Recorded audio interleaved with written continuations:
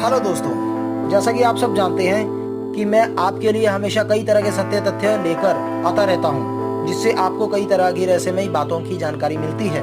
और उसी तरह आज भी मैं आपके लिए एक ऐसी रहस्यमयी देश के बारे में सत्य तथ्यों पर आधारित जानकारी लेकर आया हूं। और मुझे यकीन है आपने इस देश का नाम कहीं ना कहीं कभी ना कभी जरूर सुना होगा, लेकिन आपको इस देश के बारे में, उन रोचक सत्य तथ्यों के बारे में जानकारी नहीं होगी जो आज मैं आपसे शेयर करूंगा।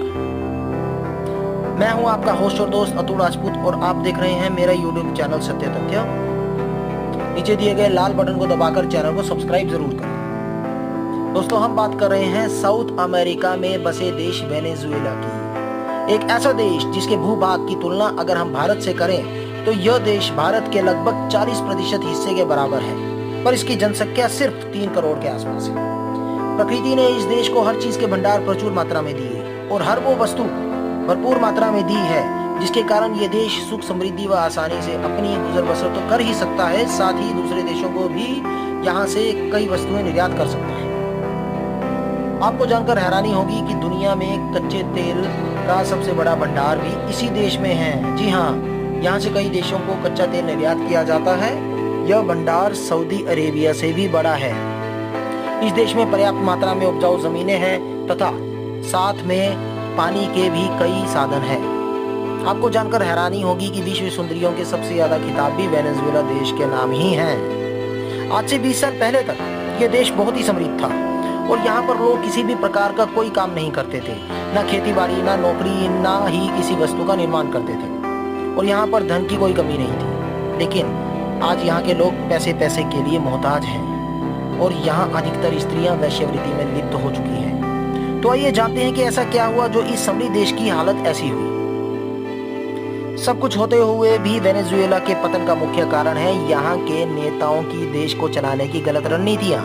जी हाँ, वर्ल्ड वॉर 2 के बाद जब दुनिया भर में कच्चे तेल की मांग बहुत ज्यादा बढ़ गई थी, तो उस समय कच्चे तेल के दाम आसमान को छू रहे थे और यहीं से वेनेजुएला के सबसे अच्छे समय की शुरुआत हुई, जिसके कारण वेनेजुएला को अरबों खरबों रुपए का फायदा होने लगा। ऐसा होने पर यहाँ के लोगों ने सब कुछ उगाना लगाना बंद कर दिया। यहाँ तक कि तेल के बदले में इन्होंने दालें, फल, सब्जियां, दवाइयाँ, मशीनें और कपड़ा तक भी आयात करना शुरू कर दिया। यहाँ की सरकार ने अपने देशवासियों को लगभग सभी वस्तुएं मुफ्त में देना शुरू कर दी, जिसके कारण यहाँ के लोग कामचोर और मुफ्तखोर हो गए।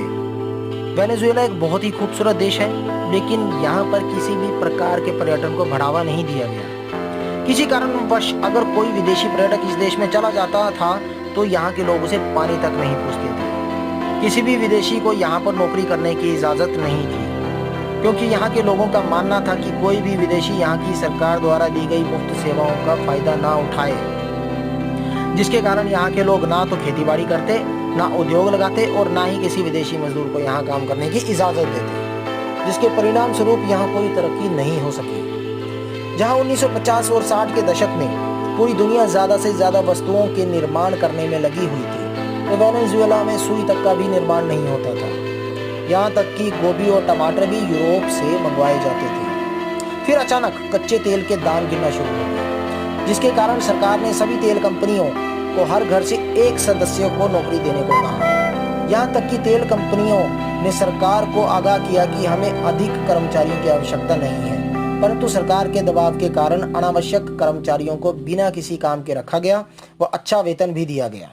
तेल के दाम लगातार गिरते गए, जिसके कारण तेल कंपनियों को बहुत ही ज़्यादा नुकसान पहुंचने लगा और धीरे धीरे हर वस्तु का आयात होना बंद होने लगा, जिसके कारण वेनेजुएला की मुफ्तखोर जनता ने लूटपाट करना शुरू कर दी और मजबूरन लड़कियां वेश्यावृत्ति में संलिप्त होने लगी। लेकिन यहाँ की सरकार ने अभी भी अपनी गलतियों से कोई सीख नहीं ली और दूसरे देशों से लगातार कर्जे पे कर्जा लेते रहे।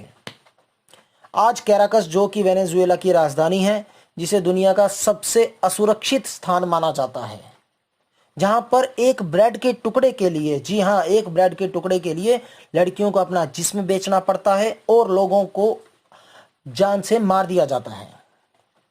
इस मुफ्तखोरी के कारण यहाँ की जनता को कामचोरी की ऐसी लत लग गई है कि यहाँ के लोग मात्र 3 करोड़ जनता के लिए भी गेहूं नहीं उगा सकते। अगर भारत के पंजाब क्षेत्र के सिर्फ 1000 किसानों को वेनेजुएला में अच्छी मशीनों के साथ काम करने के लिए भेज दिया जाए तो वे भी मात्र 6 महीने के अंदर पूरे वेनेजुएला वासियों के लिए पर्याप्त मात्रा में फल, सब्जियां, अनाज और दूध की पैदावार कर लेंगे। इसका अंदाज़ा आप यहीं से लगा सकते हैं कि भारत के कपूरथला जिले में ही इतना खरबूजा उगाया जाता है जो पूरे उत्तर भारत के लिए पर्याप्त है। मेरा आप सबको इस विषय के बारे में बताने का एक ही मकसद था कि भारत में भी बहुत से राजनीतिक दल करदाता द्वारा कड़ी मेहनत करने के बाद दिए गए कर को यहाँ की जनता में विभिन्न मुफ्त की योजनाओं के अंतर्गत बेवजह बांट रहे हैं, जो बिल्कुल गलत है, जिसके कारण यहाँ की जनता में भी मुफ्तखोरी और कामचोरी की आदत पड़ना शुरू हो गई है और अल्पसंख्यकों के नाम पर यहाँ के नेता इसका अत्यंत दुरुपयोग कर रहे हैं, जिसके कारण भारत के भी विदेशों से अरबों खरबों का कर्जा लेने की बात सामने आती रहती है। और अगर यही स्थिति बरकरार रही तो वो दिन दूर नहीं जब भारत की दुर्दशा भी वेनेजुएला जैसी हो जाएगी। इसलिए भारत की समस्त जनता को राजनीतिक दलों द्वारा दी गई मुफ्त की लॉलीपॉप स्कीम्स का बहिष्कार करना चाहिए। मेरी इन सभी बातों पर आप एक बार गंभीरता से ज़रूर सोचिएगा। वीडियो को लाइक और शेयर ज़रूर करें। जय हिंद, जय भारत।